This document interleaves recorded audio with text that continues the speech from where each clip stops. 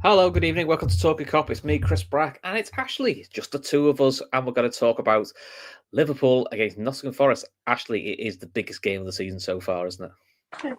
It certainly is for Slot. I think this is the one that he's had triple circled on his calendar, and this is the one he goes to sleep thinking about. So, yeah, big game. Yeah. And you know what? It is actually, I think, what it's billed to be. I think it is going to be a clash of two very good teams. Yeah, two very different styles as well. And it's a weird one because Liverpool want a lot of the ball and Forest don't want the ball.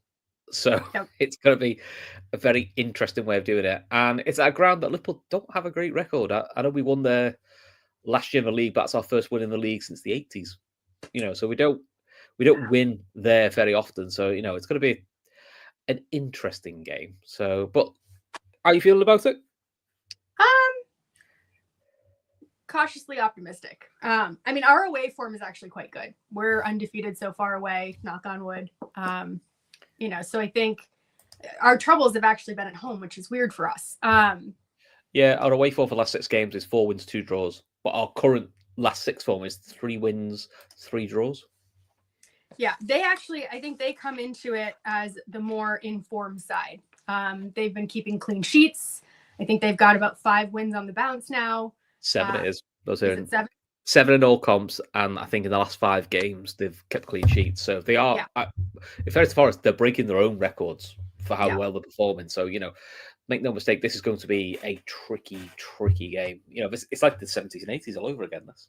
It is, yeah. I mean, there was that period of time. What was it, late 70s, where it was just back and forth between Forest and Liverpool. It's a bit of a throwback.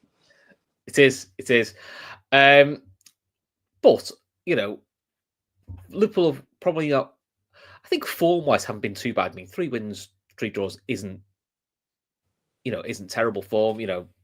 Loss away at Spurs in a game that probably should have finished a draw, but those happen a bit like the Forest game, really. I think the mild concern is probably our form, especially with the ball, hasn't been fantastic. It's probably a bit too slow, probably a bit uninventive, very un-slot-like, I would say. Yeah, I think if you use the eye test, I actually think we look poorer than our results have kind of been. I think we were fortunate to get out of that United game with a draw. I think it quite easily could have been a loss. I think the Spurs one is sort of a one-off because it's a cup game. It was a mixed bag of players. And then if you look at the game this weekend, again, it was a totally different group of players. So it's very hard to see what the continuity is between those 3 games because you can't really find it because the players aren't there. I think going back to the league games, and that's what I'm going to kind of use to gauge what I expect going forward for this game. I think we saw Ibu look really rusty, and I think we saw Szoboszlai really being missed by our midfield.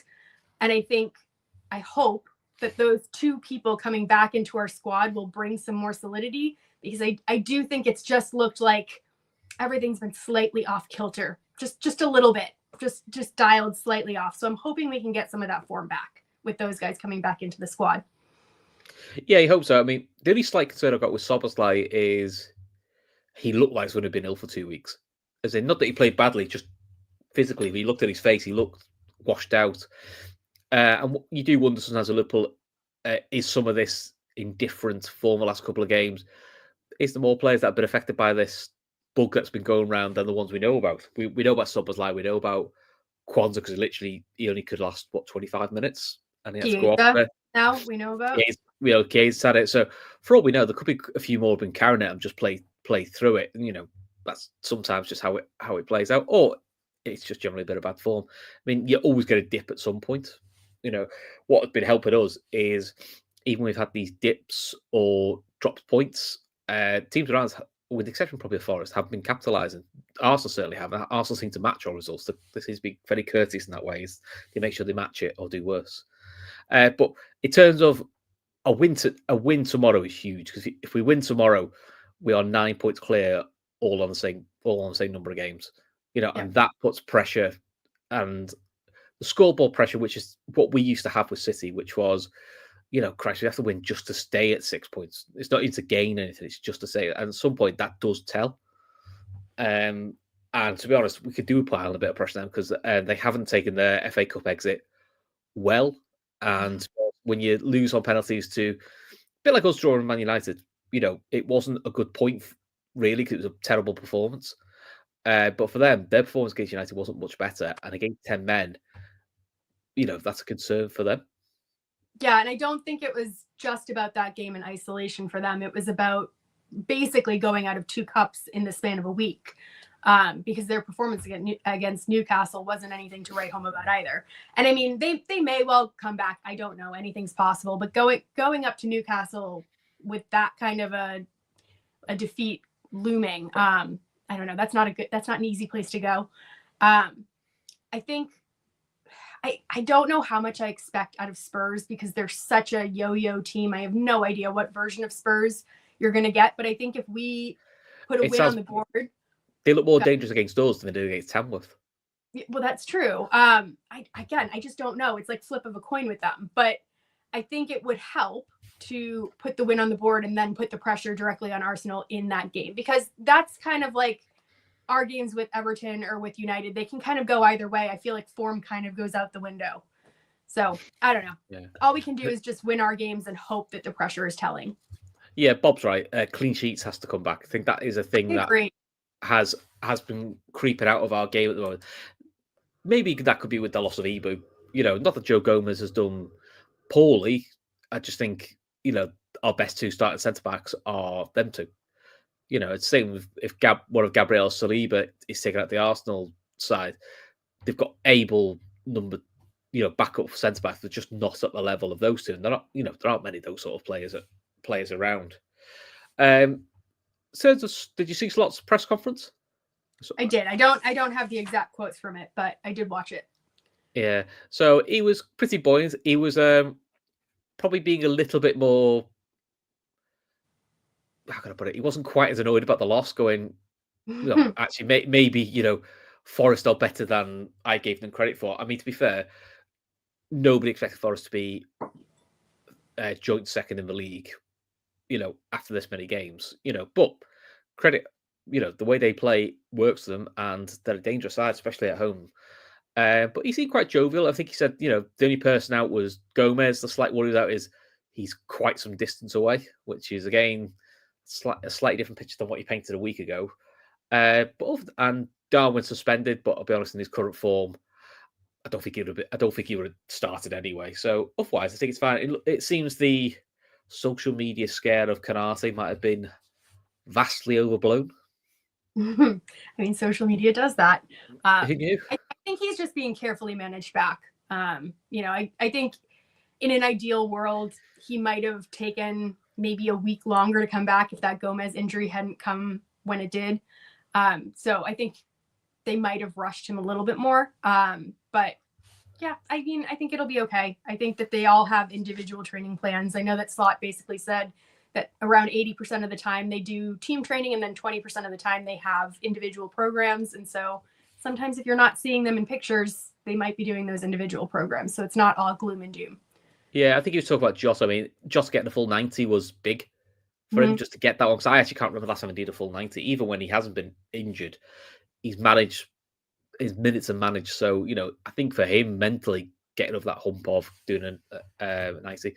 Arj in the chat is saying Sam Maguire is reporting Liverpool have turned out a £70 million verbal offer from a Saudi side. I'm assuming for Nunez. For Nunez. I don't see Liverpool sell any of their attacking players this window.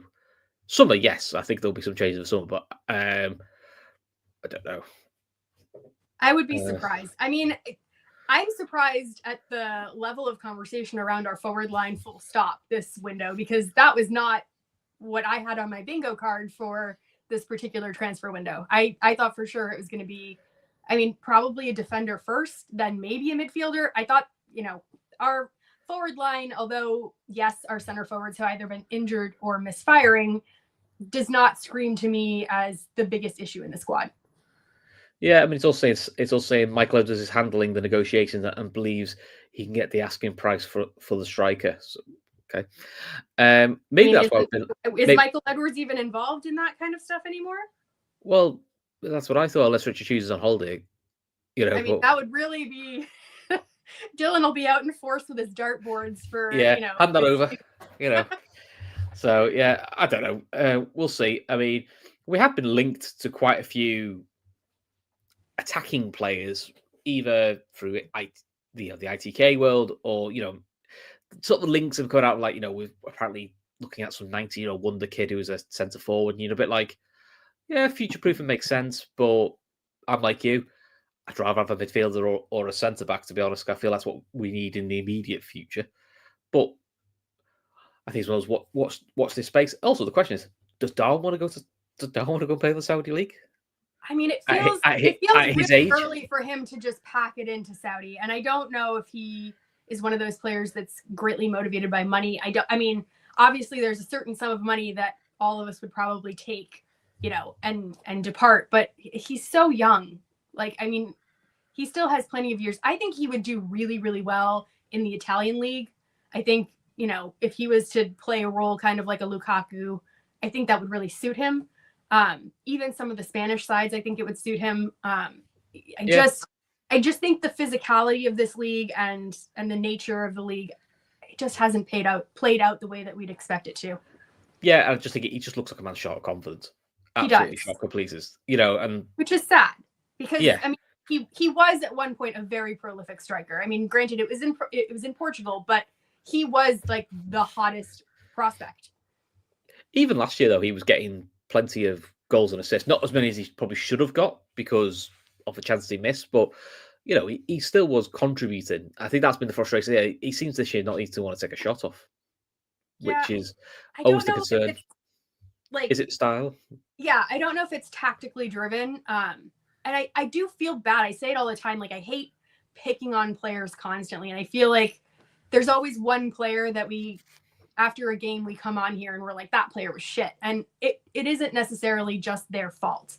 I just think the problem with Nunez is that it's just been so many games where that person has been him, where the fingers have been pointed, and he hasn't done anything to like break out of that slump where you're like, oh, okay, well, there was the goal that'll make us forget about the last couple of misses. And he used to do that. Like, he used to have a bad spell, and then he would come on at Newcastle and score 2 bangers, and we'd be like, okay, we're all, it's forgiven. And we haven't seen that this year.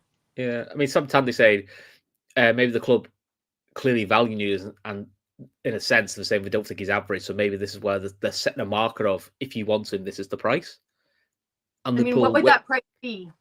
Well, if we turn 70 million down, that sort of gives you the ballpark. So that's what I'm saying. If I would think that'd be a fair price. And I wonder, what are they talking about? Or maybe they're hoping if you got offered a 70 million from a Spanish side, they'll go, yeah, fine, you can go. Maybe it's using that as using the media to get a price out to sort of say to you, if you that's the level of serious bid we'd take to make us interested. Maybe. But we will see. So let's go back to our game then. So in terms of lineups for Forest, I think Forest have only got Sangare. I think is the only player who's out injured. The rest of their squad is fully fit, and I've seen sort of like their predicted lineups. You think Dominguez and Anderson in the midfield, and then it'd be the front four of Ilanga, Gibbs White, Hudson-Odoi, and Wood. I mean, look, we know how they're going to play. They're going to sit deep and look to play on the counter-attack. And listen, it works. It works really well. It doesn't matter whether they're playing Liverpool or, as we saw in the FA Cup, when they're playing Luton. They're quite happy to give up possession. I suppose for us, it's how we sort of negate that factor, because we saw in the Anfield game, if you give it away in the wrong place, the pace they've got will kill us. And you do worry about that pace on the break when our fullbacks haven't been in the best of form. Yeah.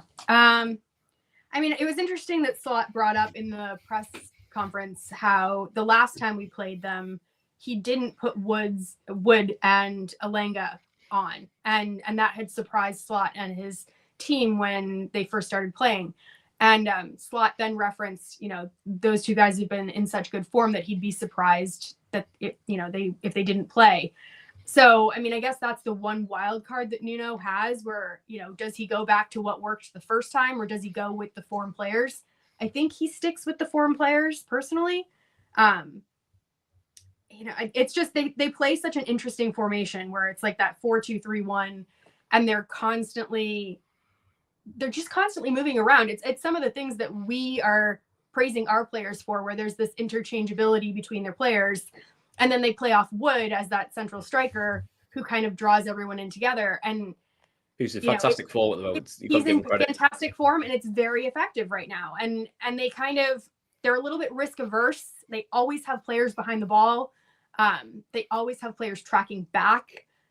So whenever, even if they do lose the ball, you still have this bank of, like almost 10 players minus Wood, that you have to get through. So it's going to be a challenge. I actually think that Slot will look at this as a good tactical challenge for him and his team, because it's a little bit different from what he's faced. Yeah, I think so. Yeah, I suppose this will be a good test for Konate if he comes back inside of how fit he is, because Wood will give him a challenge. And then both fullbacks, we know Elanga and Hudson-Odoi are going to run at you and be very direct. And if Nico Williams plays, he's also not afraid of, as we saw, bombing forward, and has got a decent delivery on him. So it's going to be interesting. Rory's Hayward's stats, he's taking your job here. Ashley, you need a word of him. Forest have taken the league 16 of their 20 games this season. This is the best record in the league. We are 12 from 19.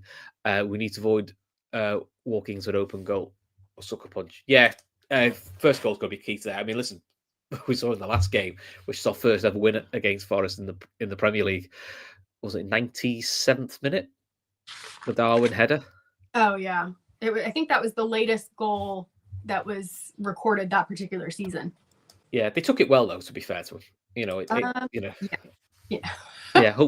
Their owner came out and everything. No big deal. Oh yeah, Clattenburg doing written apologies and talking to the press, and then he got fired off it. So it's just like the whole thing was a bit wild, wasn't it? Wasn't it all just based off of a throw-in or something? Someone took a kick from the wrong place. It was something really stupid. I think it was someone taking the kick from outside of the box versus inside. I think they stopped the game for a head injury, and Forest had the ball because the ball's in the area to bounce balls to the home to our goalie, and we were out there and got a corner and scored. But it took a while to get to that point. But we are where we are. So let's try and plan what we think Liverpool's going to be. Okay. We assume Ali's back in goal. I think so. Usual back two of Van Dijk and Konate. Yep. Who's your right back? I think he reverts back to Trent. I agree. I think because of how we did coming on against Spurs, which I thought he was very good, and he had a decent hour against Accrington Stanley, so it's kind of got that United performance out of his system. So I think that helped. Left back is the question. Robson's not played the last two, so he normally looks better when he's had a week off, which should help. But to be fair, Tsimikas is in form, and it's which one or two do you fancy against pace? Tsimikas in his last two games has started slowly with some quite dubious passing, which has put us under pressure, but he's probably quicker than Robert is at the moment. Robert just seems to be that half yard off everything at the moment. Yeah, I still think when you're comparing the two, a fit Robertson is slightly more effective than a Tsimikas.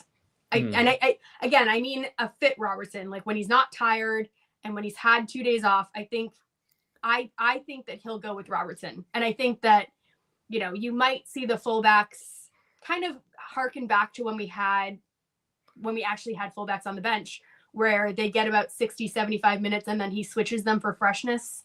I think you might see that happen. Yeah, I think so. And then in terms of midfield, I think Gravenberch and McAllister are chew-ins. Nailed on, yeah. They're your holding two. Does Szoboszlai come in back as the 10 with only 45 minutes under his belt?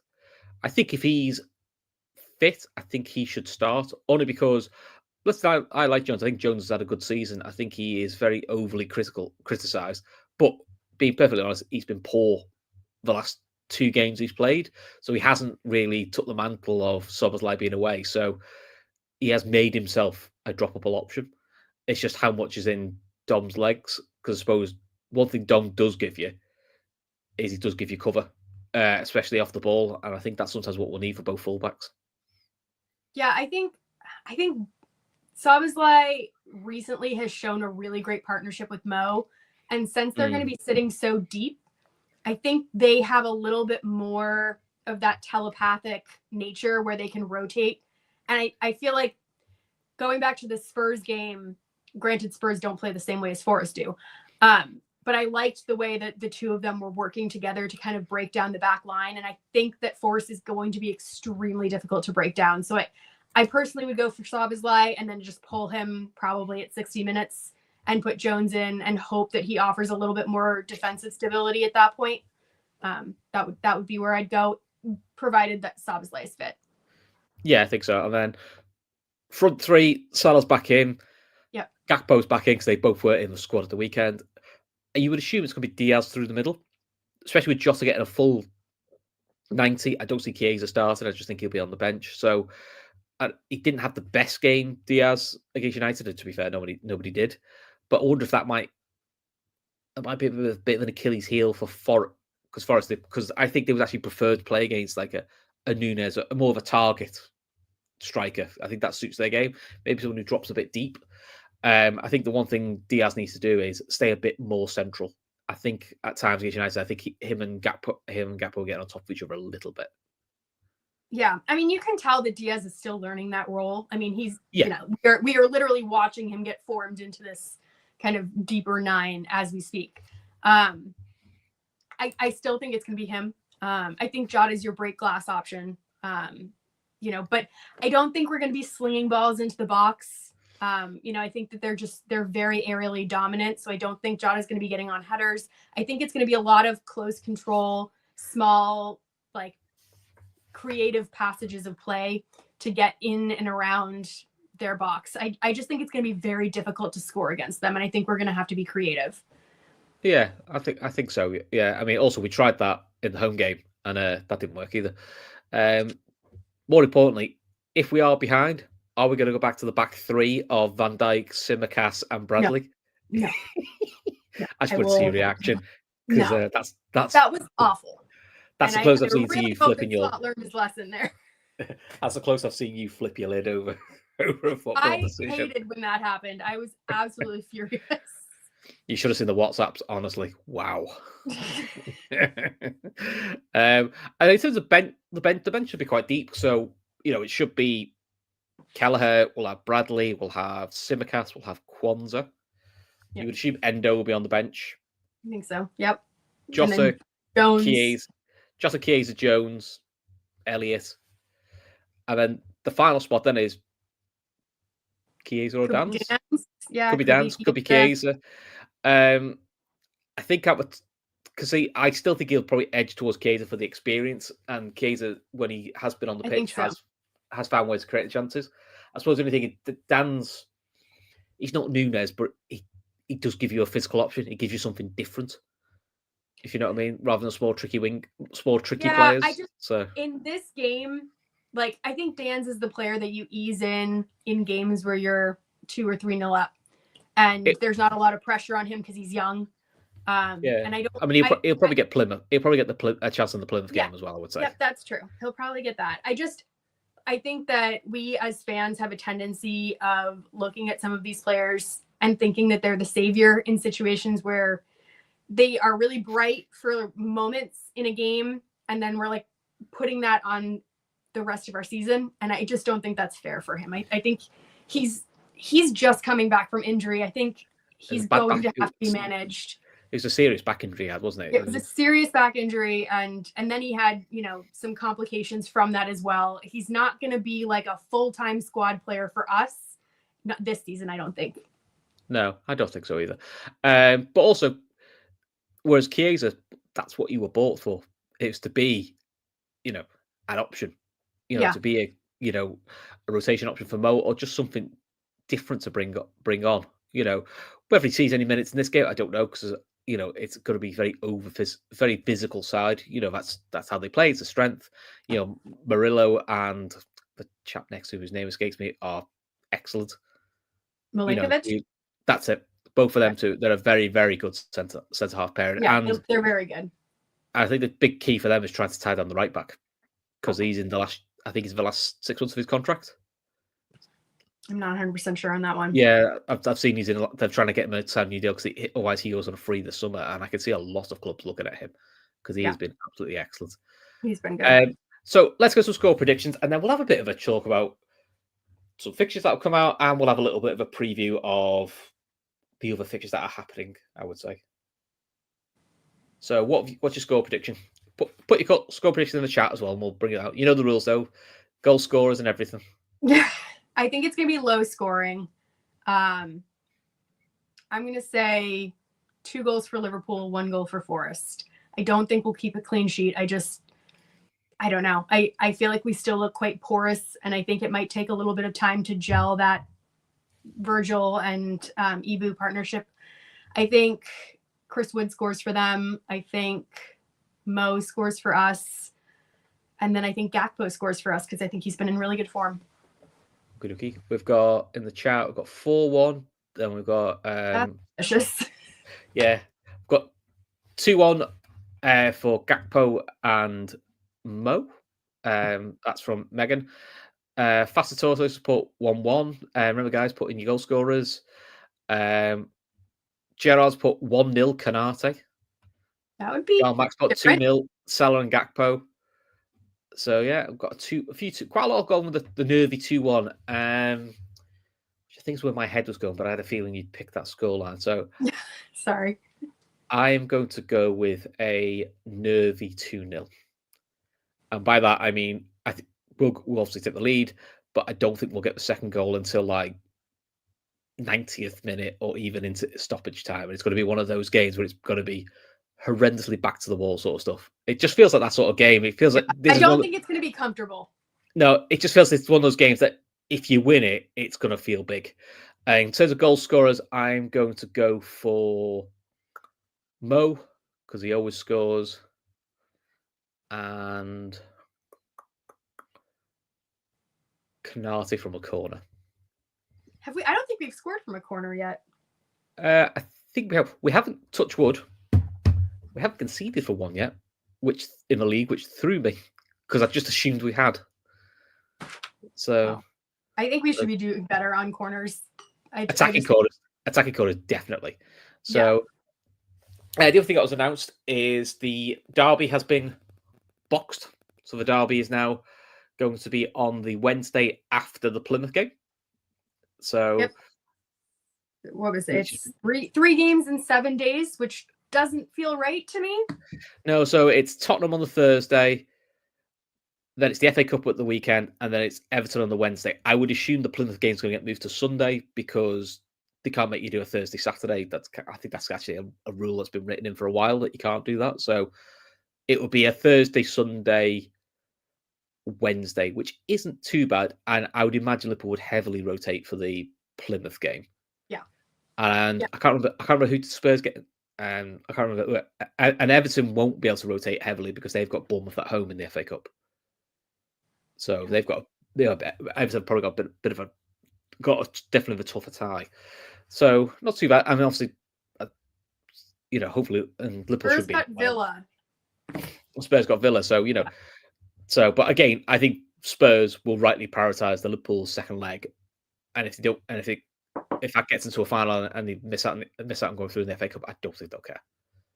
I don't blame them. You would. They should prioritise it. To be fair. Yeah, it's weird that they're so close together. I don't know if it's always like that. It just feels weird that they're. It's normally. I always feel like it's always a Tuesday, Wednesday, but for some reason this year it's Wednesday, Thursday. It's very bizarre. I don't know. Scheduling doesn't make sense to me. No, listen, you think this schedule is bad? You should look at women's football. It's wild. It's like 4 games in 10 days and then nothing for 3 weeks, and you're like, okay. Make it make sense. Hence why I can't do weekly shows because 1 week I can talk about 3 games. The other week I can go, nothing happened. We haven't got a game. Yeah, I feel like I'm talking to you and you're like, oh yeah, me and my daughter are going to a game today, tomorrow, and the next day. And then next time you say, you're to a women's game? No, not for a while. No. Got one on Friday. So I've got a busy weekend this week. I've got Friday night women's football, and then I've got Saturday, and I've got us again on Saturday. So all fun and games. So let's have a look at the other fixtures. We'll sort of fly through a couple of them. I'll have a bit talk around the bigger game. So Brentford against City. I think City Is are it just starting home to or click into a away bit of for form, Brentford? and Brentford are dreadful at the moment. It's Brentford home or away? Brentford at home. Okay, so that adds a little bit. They're good at home. Yeah, Chelsea are at home to Bournemouth, Should be a good which game. normally I would say would be quite tricky, but Bournemouth have no strikers.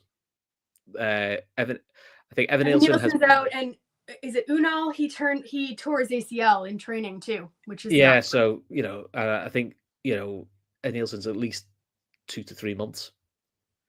So that's going to be there's a fractured foot or something for him. Yeah, Arsenal, that used to be all the rage when David Beckham did it. No one ever talks about him now. West Ham at home to Fulham. Actually, to be honest, it's a shame that's actually on the same day, because actually that would be an interesting game. New manager bounce, maybe? Potter's first home game, and Fulham. They don't have any strikers either. Yeah, or a bit of a nightmare Minus to play Danny anyway. Ings, I guess, so, So, and then, this is where the fun is. I think Wednesday's going to be a fun day. So you've got Everton at home to Villa, Leicester at home to Palace, Newcastle at home to Wolves, and then you got the North London derby. Yeah, I mean, the North London derby is obviously the one to watch there. I mean, the rest of them could go either way. I think so, yeah, because Villa are a bit indifferent. I think Palace should squeak past Leicester. Yeah. You would expect Newcastle to beat Wolves, because Newcastle at home. Well, I mean, Newcastle are also, they're kind of like Forest. They're a team in form right now. Although I think Isaac is he an actual doubt, or is it just an FPL doubt? Something about his hamstring.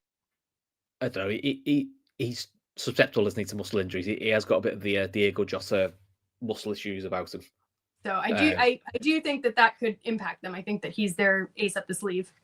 Well, he is, because if he's out, they have to play a winger up front. Then it's normally Gordon through the middle or Barnes through the middle end, which is not a bad players. It's just not their game. They're much more effective out wide. Who is currently, one of the best strikers in the world at the moment. Correct. Yeah.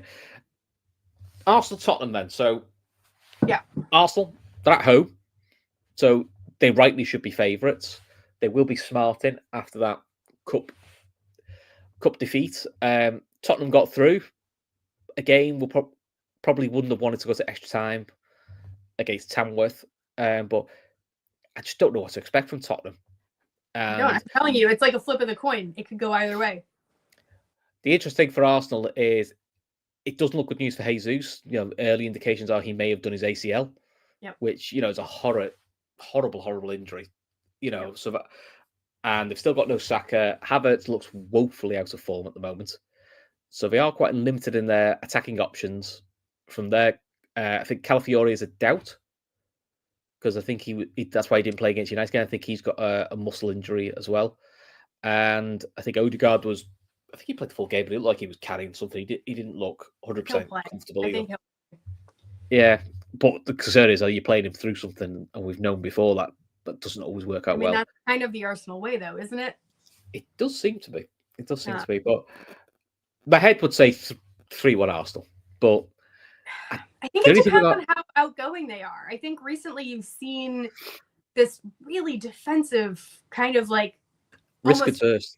Yeah, very risk averse. And I think especially against Spurs, that's kind of the opposite of what you want to be. I think if you take chances and you challenge the Spurs defense, then you're going to be in it, with a good chance of winning it. But I think if you sit back, I think the Spurs attackers could actually hurt them. And I don't know if playing for set pieces is going to be their way home there.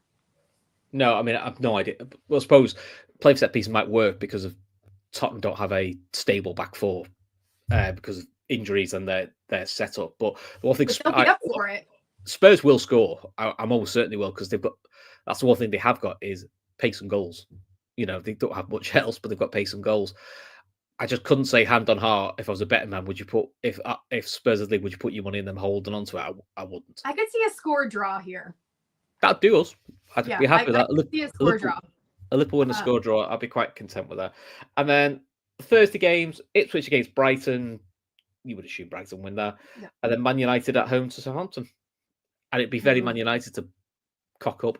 It would. I do think that Amarin has gotten them at least to a place where they're harder to beat.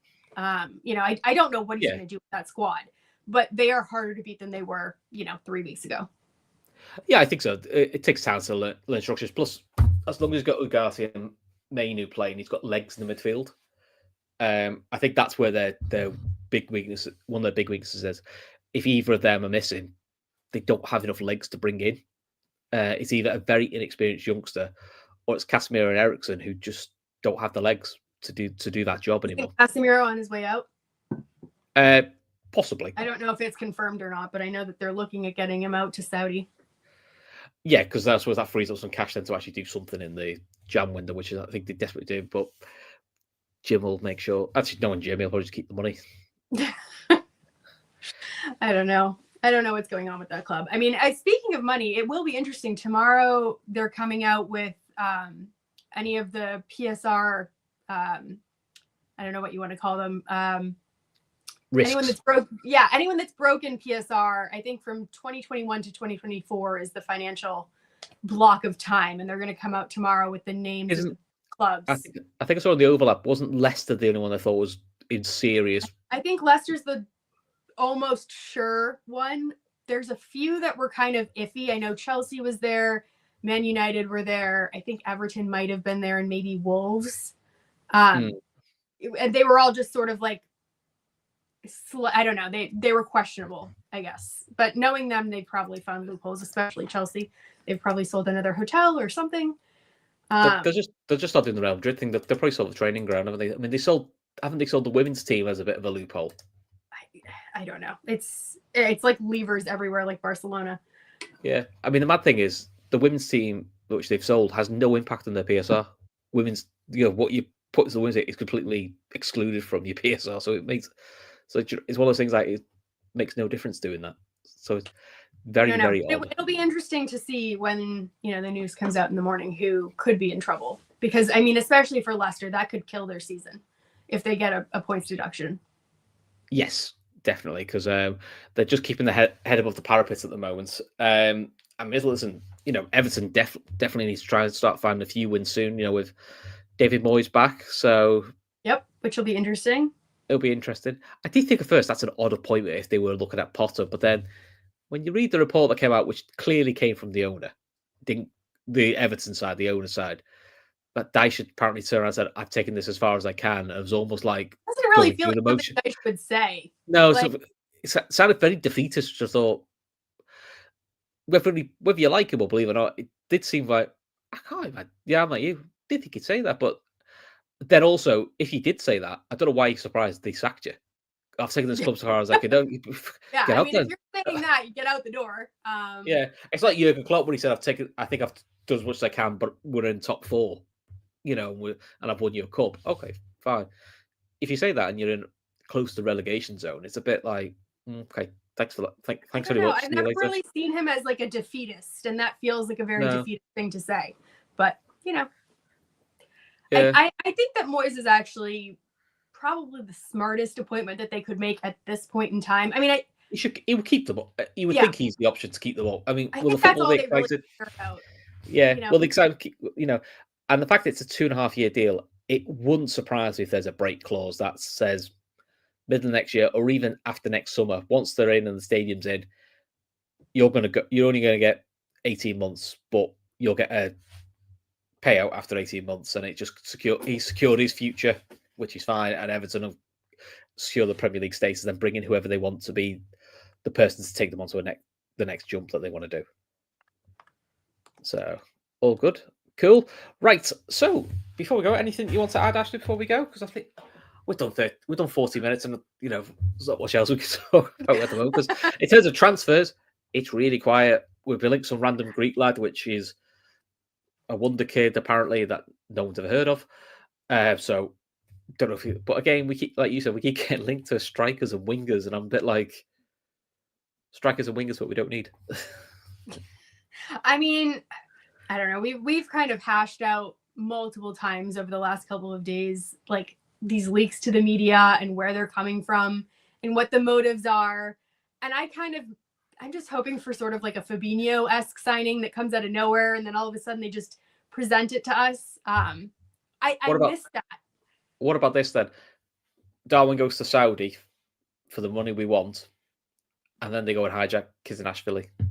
I don't even think that's his name. I don't even got close to saying his name right. Yeah. I tell you, if he signs us, I'm calling him Kev. That's fine. Because We can do that. It's going to take me ages to get his name right. I'll just call him Krava for, we'll have Sabo and Krava and gravy. Yeah. And, it took me 6 months to get Soboslai right. Yeah. Loads of saying, don't tease me. I'm not saying that's happening. This is not an ITK thing. This is just a pie in the sky, because the whole Darwin thing just feels so. I mean, it is odd that the bizarre. numbers sort of match up. If you want to kind of take it and run with it. I don't know. I mean, I just find it very odd that, we're leaking these things to certain press officers, and I don't know if it's Hughes leaking it to Ornstein. I don't know if it's, Ornstein just calling up, the Liverpool scouting department and say, hey, are you guys remotely interested in this person? And them just saying, yeah, he's good. And then Ornstein just takes that and runs with it, because I think that's also very possible. But there was nothing in those comments that said we're definitely going to go for this guy. I think everyone reads something and then interprets it the way that they want to interpret it. We all would love to go for someone like that. I can see why some fans are frustrated. It's a bit like, well, the MO from Liverpool is they're always interested in looking at good players. So why do you need to leak it out to say we'll look at it? But on the flip side is, generally you talk to journalists or journalists I've seen interviewed, they tend to look for two sources before they publish a story, especially the likes of a Paul Joyce. And the second source generally might not be connected to Liverpool. It could be the player's agent, or, if it's like at the Athletic, it could be like go and speak to the person who looks after PSG, who covers PSG for the Athletic. Have you heard of me? This is the noise I'm getting from England. Are you getting the same noises? Yes, no, that sort of stuff. So I'm sure we've scouted him, and I'm sure that he is on a list of targets. I mean, he fits a lot of the profile that we look for in an exciting winger. So, has he been scouted by us? Probably, yeah. If someone called up Liverpool and said, do you think this guy's a good player? Yeah, that is also an answer. But if you're going to put the two together, I don't know. Yeah, I remember John Gibbons.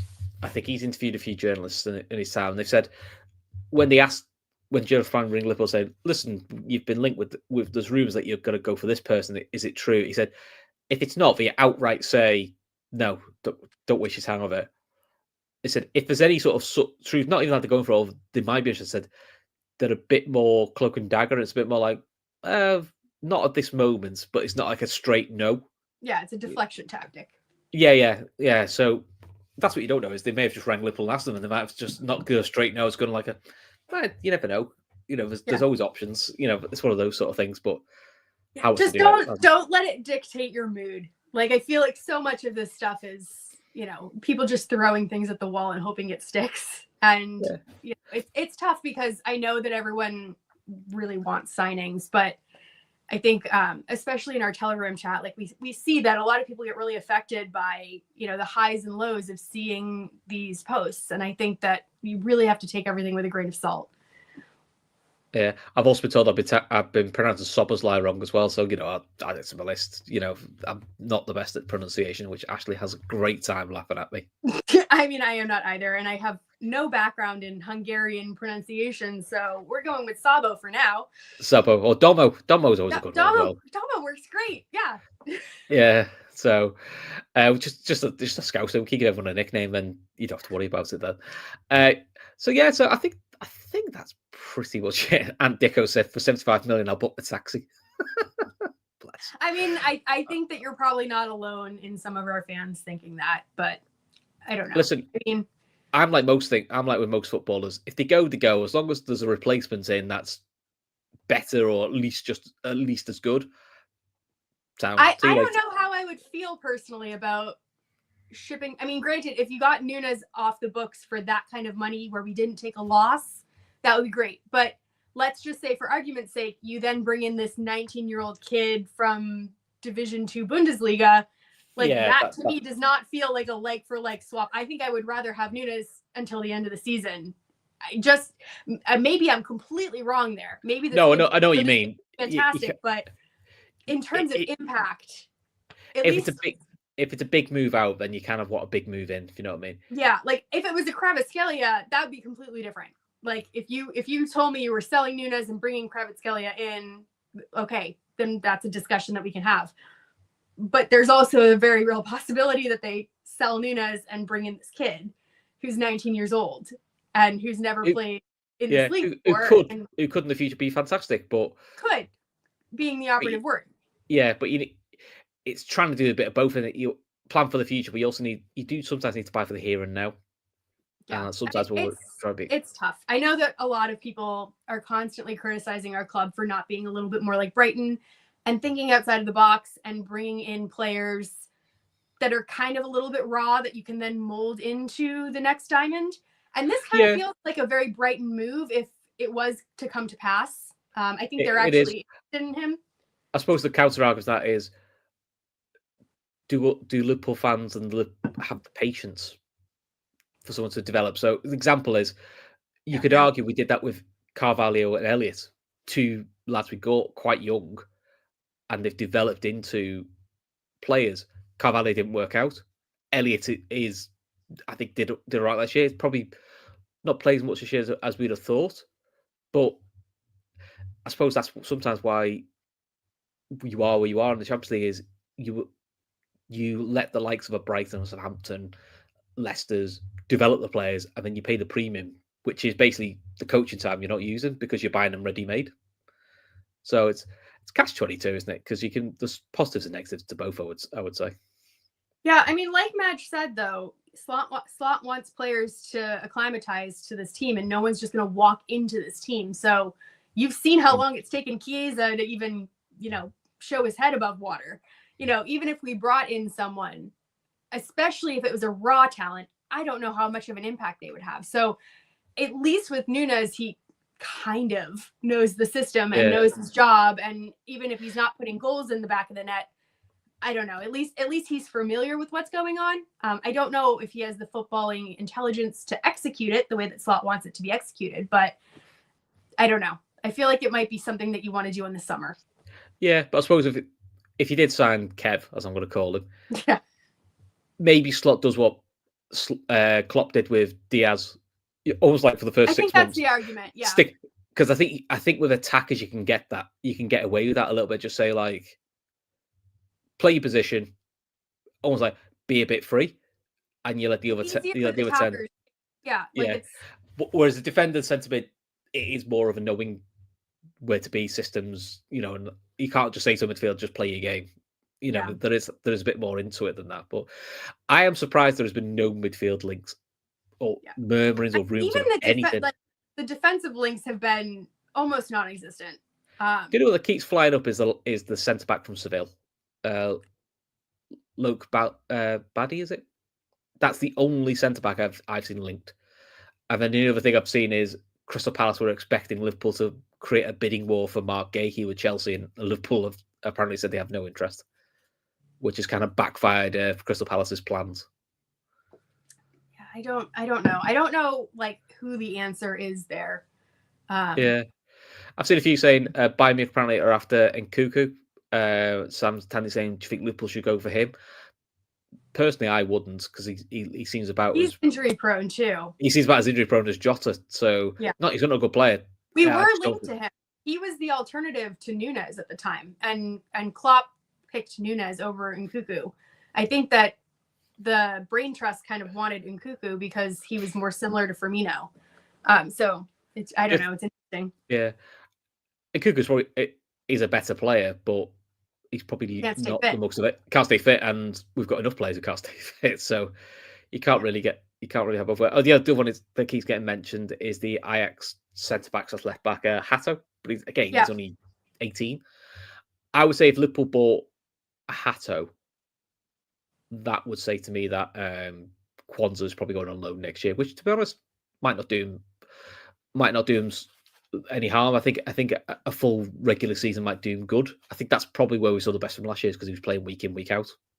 And I think maybe that's sometimes he's struggling with this year. You see it with Gomez too, where he looks better in a run of games.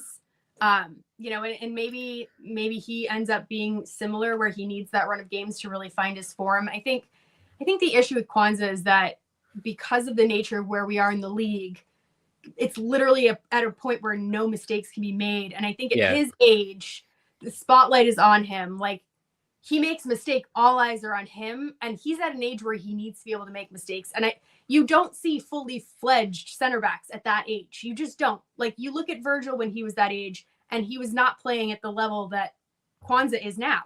You know, so I think he exceeded expectations last year. I think that it's nice to have him around, but I'm just not sure if he's what we need at this point in this squad, given how fragile some of our defenders are. I think the problem is just all across that defensive line, you have an injury record next to every single one of them. And even with Virgil, again, knock on wood, like, they all have had a history of certain things happening. And I think you need at least one person in there that's just kind of Mr. Dependable, at least as a backup, sort of like a Matip type, which is not a Mr. Dependable, but I mean like the level of Matip.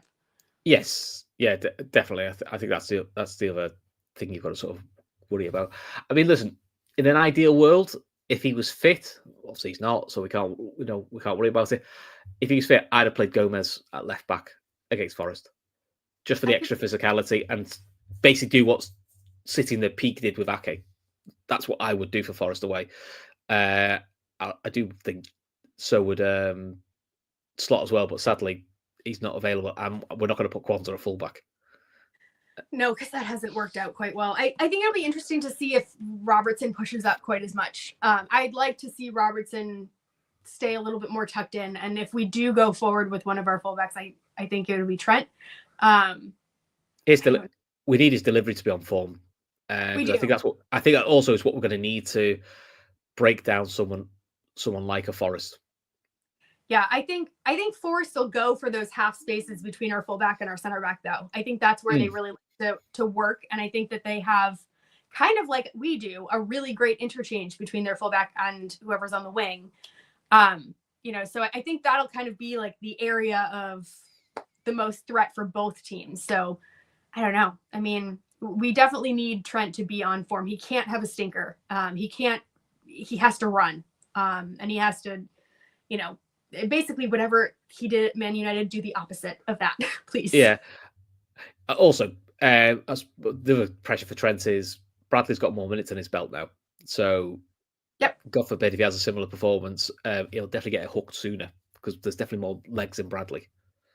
Yeah, and I mean, I wouldn't be surprised in this game if Slot, if he doesn't see them performing, if he, I don't think he's going to pull any punches. I think he wants to win this game. So if the system's not working, I think I'm telling you, if he doesn't beat Forest, he's going to chin every player. Well, that's the thing. Like, I genuinely think that those players are not going to leave the Forest dressing room for like a week if this doesn't turn out to be a positive result. If Liverpool win, you'll see Slot doing a knee slide to the away fans. That would be fantastic. Full Mourinho-esque. Yeah, that would be fantastic. Dislikes. I think he hates Forest as much as Jota hates Leicester. He's took that loss so personally. I quite like it, to be fair. Yeah, no, I mean, I've always said it's his Roman Empire. It's the thing that, he constantly thinks about in the back of his mind, which hopefully means that he spent, the last 3 or 4 months devising tactics to rectify the problems that he saw in the first round. I mean, he did say that he rewatched that game recently in the press conference and, he saw some things that he could make adjustments to, which I think, maybe not doing that back three again would be fantastic. So I hope to see, I don't know, just a little bit of creativity from him. Everyone says from the Feyenoord fans that the second half version of Slot is even better than the first half of a season version. And I think they also say his second summer is pretty ruthless as well. Which I wouldn't be surprised. I mean, I think there are players in this team that he is working with because he has them, but I don't think they're his ideal choice of type of player. Yeah. John here saying Slot will deliver Stoke all round if he don't beat Forest. I could see that. I don't know. I hope we don't have to see that. I'll be honest, if we, God forbid, the worst happens and we didn't beat Forest, we might have to delay the post-match show because I might have to watch his post-match reaction. because I don't know if the quotes will do justice. I certainly am not going to be able to do the slot voice because I'm sure there'll be a voice. Yeah. I think that would set fireworks off. But but listen, hopefully not. Fingers crossed. So fingers crossed we win, which is the main thing. And then we listen, enjoy the season because we're still top of the league, 6 points clear, game in hand. We're doing well in Europe, semi-final of a League Cup, goal down, but we're still in it. So this is kind of what we want, really, isn't it? So we've also got to really to enjoy it. There are things that we'd like to improve, and that's. But don't take that distract from this is a really good Liverpool side we're looking at. Probably better than a lot of us gave it credit for, and a lot of that has to go down to the players and to Slot, to be fair. So listen, night all, look after yourselves, and myself and Ashley, and I think Kevin, Matt as well, will all be back tomorrow, and hopefully we are talking about Liverpool being 9 points clear at the top of the league. Speak soon.